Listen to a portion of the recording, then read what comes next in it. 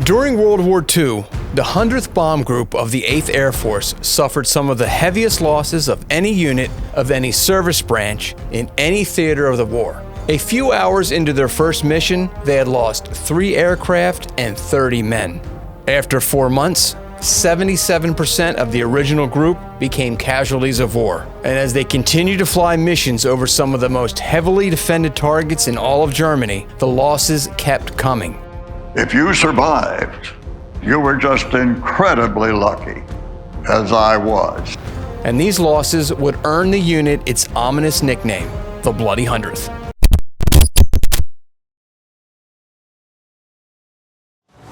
Formed in May 1943 at Army Air Base headquarters in Kearney, Nebraska, the 100th Bomb Group was not noteworthy in terms of awards, missions flown, or bombs dropped. They gained a legendary status, though, due to their heavy losses over a relatively short number of missions as compared to other units, and the courage of their airmen who faced death on practically every mission. During the air war in Europe, the British and Americans took a very different approach to their bombing strategy against German targets. The Royal Air Force adopted a wide area bombing approach at night, targeting cities, workers, and civilian housing and industrial districts. By bombing at night, it made their aircraft harder to see and thus harder to attack. The choice to bomb cities and industrial districts meant that the targets would not be as heavily defended. The downside of conducting aerial missions at night was that the accuracy of the bombs was not as high as it would have been during the daytime. But when you were targeting whole cities,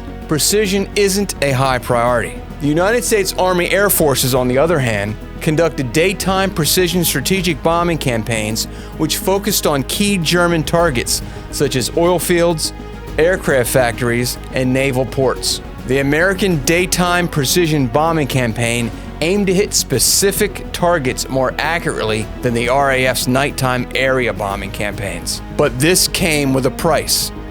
Bombing targets during the daytime meant that the bombers of the 8th Air Force would be seen more easily and targeted more effectively by the German anti-aircraft gunners and the Luftwaffe.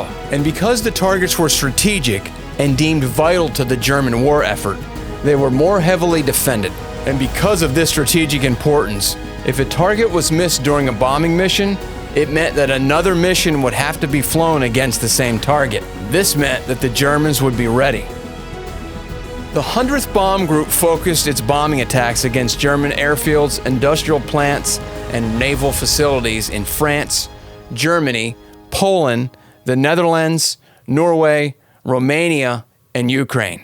These were some of the most heavily defended targets. They operated the B-17 Flying Fortress. These 4-engine heavy bombers were a key component of the United States Army Air Force's strategic bombing campaign in Europe, and it was known for its ability to absorb significant damage and still return to base. The crew of the B-17 Flying Fortress typically consisted of 10 members. The pilot was responsible for flying the aircraft and making key decisions during the mission. He was the commander. The co-pilot assisted the pilot in flying the aircraft and was also a fully trained pilot. Should anything happen to the pilot, the co-pilot was fully capable of flying the airplane. The navigator was responsible for plotting the course and ensuring that the aircraft reached its target. The navigator in the lead aircraft was responsible for leading the entire formation to the target and back home. The bombardier was in charge of dropping the bombs on the target. With the addition of the Norden bomb sight, it was the bombardier who took over flying the aircraft during the bombing run. The lead bombardier's accuracy in dropping bombs set the example for the rest of the formation. The other bombardiers in the formation would follow the lead bombardier's actions, releasing their bombs when he did. The radio operator was responsible for maintaining communication and operating the radio equipment. They also served as a gunner during combat. The top turret gunner was responsible for manning the top turret and ensuring the aircraft's technical systems were functioning properly. The ball turret gunner operated the retractable ball turret, which housed 2 50 caliber machine guns and was located on the underneath of the aircraft. And typically, he was the smallest man on the crew because the ball turret was small and tight to get into and out of. The right waist gunner manned a 50 caliber machine gun position on the right side of the aircraft, while the left waist gunner manned a 50 caliber machine gun in a position on the left side. Rounding out the crew was the tail gunner. He operated the 50 caliber machine gun in the tail of the aircraft, providing defense from enemy fighters from the rear. After 8 months of training and a trip across the Atlantic to their base near Thorpe Abbotts, England, the men of the 100th Bomb Group were ready to enter the war. And on June 25, 1943, they did.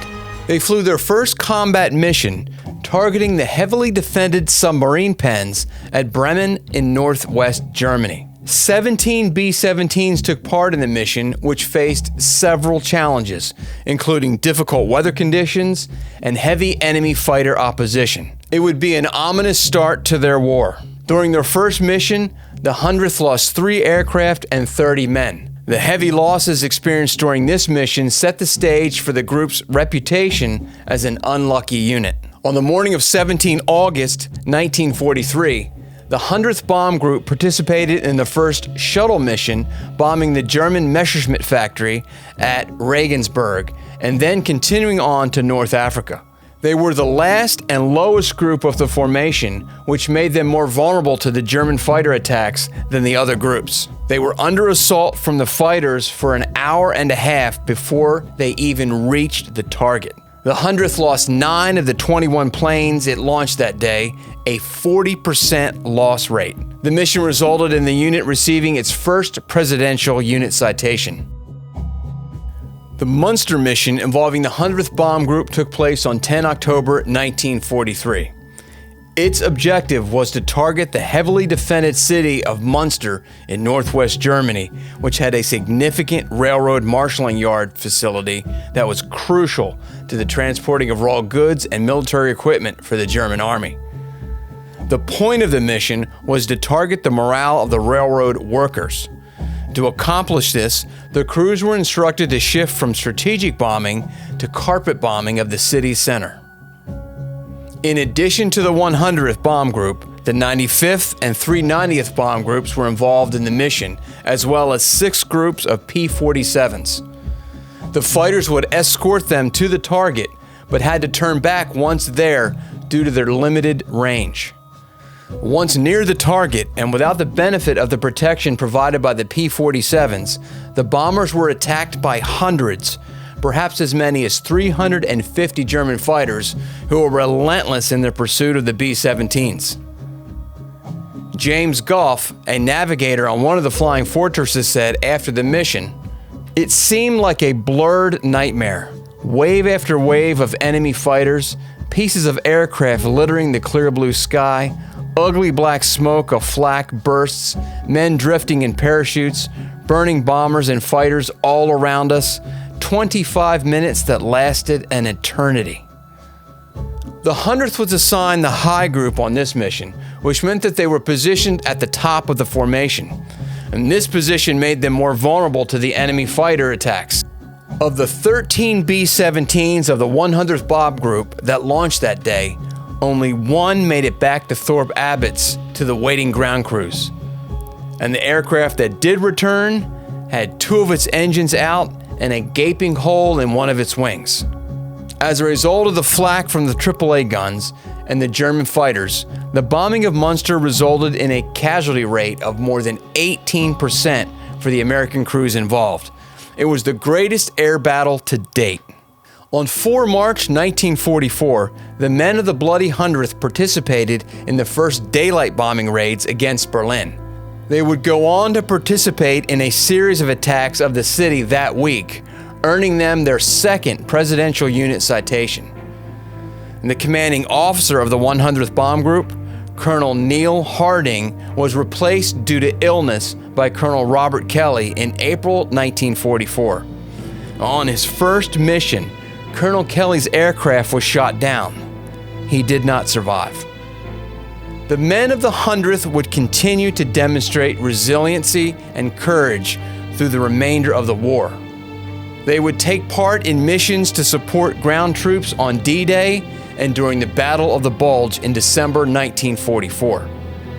They would fly their last combat mission of the war on 20 April 1945 and suffer no losses. Throughout their 22 months of operation, the 100th Bomb Group was credited with 8,630 missions, and they dropped a total bomb tonnage of 19,257. 229 aircraft were lost or salvaged, 757 men were classified as killed or missing in action, with another 923 becoming POWs. Of the 35 original crews, only a handful would complete their required 25 missions. In late April and into early May of 1945, the men of the 100th Bomb Group flew their last missions. This time, they weren't carrying bombs. Rather, they were carrying food and other supplies which they dropped to the people of Holland. And many of the men said that this was one of the most satisfying parts of the war for them. It was scary and chaotic. It was traumatic. When you're in the heat of battle and anti-aircraft fires coming up from the ground to knock you out of the sky, these enemy fighters are coming in and attacking you from all angles. All hell's breaking loose, and it's scary. It's just riveting. The Bloody Hundredth legacy is one of courage, determination, and resilience in the face of adversity. Their story has been passed down through the generations and is now being depicted in a miniseries titled Masters of the Air, which is based on the book by Donald Miller titled Masters of the Air: America's Bomber Boys Who Fought the Air War Against Nazi Germany. The men of the Bloody Hundredth and all those who risked everything to set the world free from Nazi oppression deserve to be remembered and their stories passed on. One such story is that of P-51 pilot Joe Peterburs, who took on a German ace flying the first operational jet fighter and won. What happened next is amazing and inspiring. To hear his story, click the screen now. And until next time, I'm Dennis Gill for Revealing History.